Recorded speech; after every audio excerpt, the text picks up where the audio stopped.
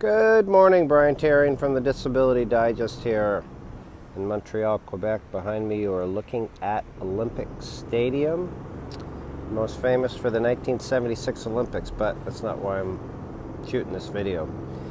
Well, in part it is, actually. So yesterday I had a conversation with a lady, I'll say her name is Mary, who is a single mother of a 16-year-old. She's under 50 years old. I talked to her on the phone. And she basically had just given up on applying for a disability. She had applied. Even after the application process, she's like, I'm not going to get this. I'm just going to give up. So she became a member here, didn't answer our phone calls, didn't reply to us, but we finally connected to her. And so here's my message today, is there's a lot of people like Mary out there that quit.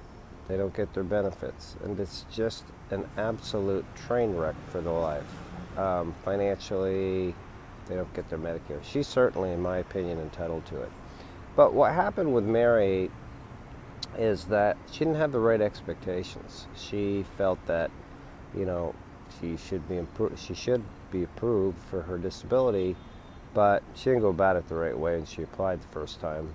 But despite that, she gave up even before she got the decision. So luckily we caught her in time. She can appeal her decision. So I see a few things with people. If you're one of those that just like, man, this is too much work, I don't want to do it, it's stressing me out, it's a mess.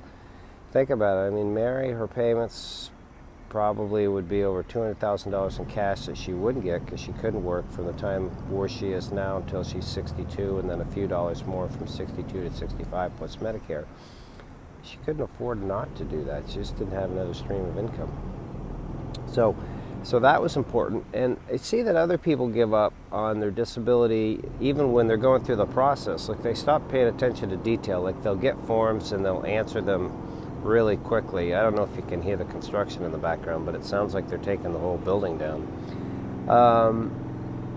And they just, like, you get the adult function report or the work history report, and they're like, oh man, I'll just zip these off and get them finished real quick. That is a kiss of death for an application. So you need to pay attention. You need to stay focused all the way through in your application. And so back to my Olympic Stadium in the background here. What made me kind of parallel or think of this is this building became most famous in 1976 for a guy from the United States, from San Jose, California, that set the world record in this building for the decathlon.